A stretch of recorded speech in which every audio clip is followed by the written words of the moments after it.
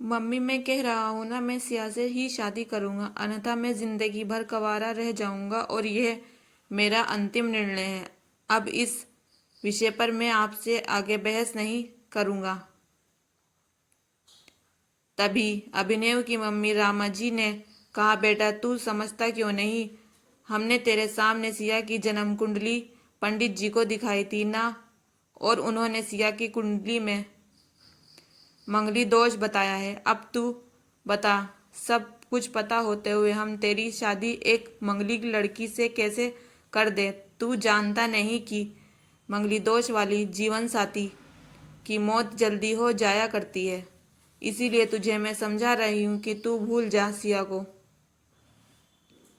रामाजी, मैं अभिनव को बहुत समझाया, पर अभिनव ने कहना था कि जब मैं सिया से प्यार किया था तब मैंने उसके साथ प्यार करता हूँ, जन्म कुंडली का मिलान नहीं किया था, ना ही मैं इन मिलानों को मानता हूँ। इसीलिए अब बस मैं शादी ही करूँगा तो सिर्फ सिया से, और ये मेरा आखिरी फैसला है। आखिरी रामाजी को अपने बेटे की जिद के आगे झुकना पड़ा और पंडित जी को द्वारा बताए गए अनुसार सिया का मंगल दोष दूर करने के लिए अभिनव के साथ शादी करने से पहले सिया की शादी एक पेड़ के साथ करवाई गई, और उसके बाद सिया ने अभिनव से शादी कर ली। सिया दुल्हन बनी, अभिनव के घर आई, पर रामाजी को सिया मंगली होने अभी भी खटक रहा था, और रामाजी उसके दिल से नहीं अपना पा रही थी, और घर में कुछ भी परेशानी आती तो उसका दोष सिया को ही दिया जाता। लेकिन सिया पढ़ी लिखी संस्कारी लड़की थी, और वह अपनी सासू माँ से मिलने वाले इन बेवजह आरोपों को अपने दिल से नहीं लगाती थी, और ऐसे ही ससुराल में उस दिन कट रहा थे।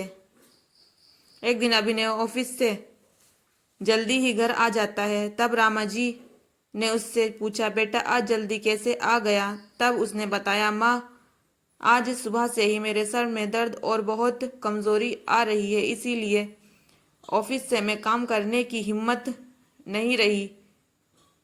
तब रामाजी ने कहा, चल बेटा जल्दी ही हम डॉक्टर के पास चले जाना चाहिए। तभी अभिनव और रामाजी डॉक्टर को दिखाने के बाद मालूम पड़ा कि अभिनव को पीलिया हो गया है, और दोनों जैसे ही घर लौटे रामाजी ने घर को सिर पर उठा लिया और कहने लगी, जब से यह लड़की हमारे घर में आई तब से हमारा घर परेशानी और बीमारियों के साथ में लेकर आई है। इसके कदम ही अशुभ हैं। अब देखो, इसका मंगली दोष हमारे बेटे पर भी असर करने लग गया है।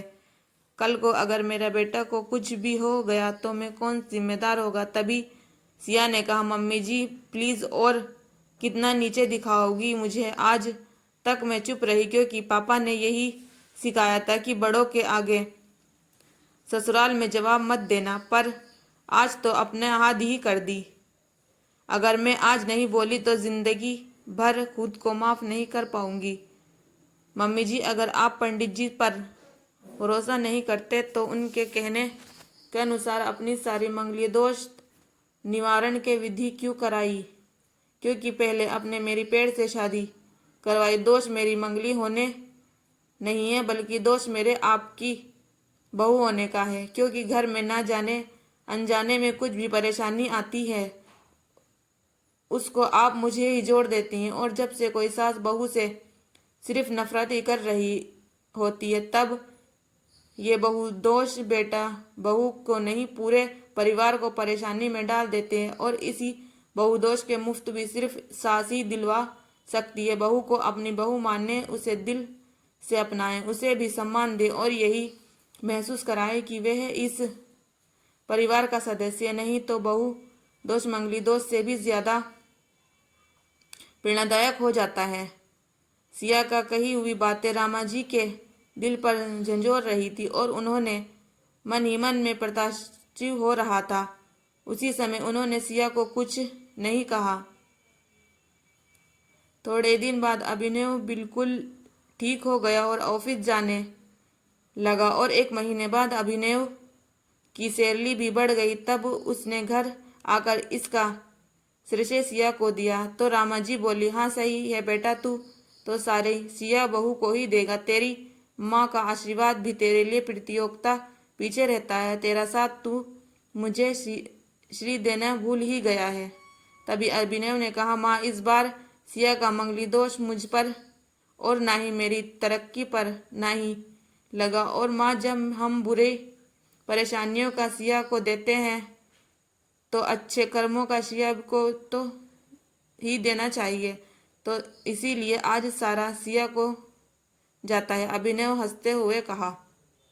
तब सिया बोली, अभिनव तो क्या तुम भी मुझे ऐसा ही समझते हो? तब अभिनव ने कहा, नहीं सिया, बिल्कुल नहीं, बल्कि मैं तो माँ को यही समझाना चाह रहा हूँ कि सुख दुख हमारे जीवन का हिस्सा है और कभी जीवन में खुशियाँ आती हैं तो कभी गम आते हैं।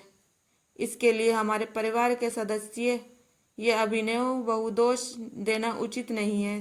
तभी रामा जी बोली, बेटा सही कह रहे हो तू, तेरी तरक्की ही बहुत है। मुझे इस झूठ दोष से बाहर निकालने के लिए आज मैं यही कसम लेती हूँ कि आज के बाद सिया को किसी भी बात का दोष नहीं दूंगी। ये सुनकर सिया आज बहुत खुश थी, क्योंकि आज उसको उसके सास ने मंगली दोष से के साथ साथ बहु दोष से भी मुक्त कर दिया था। प्लीज़ दोस्तों, हमारे चैनल को सब्सक्राइब कीजिए।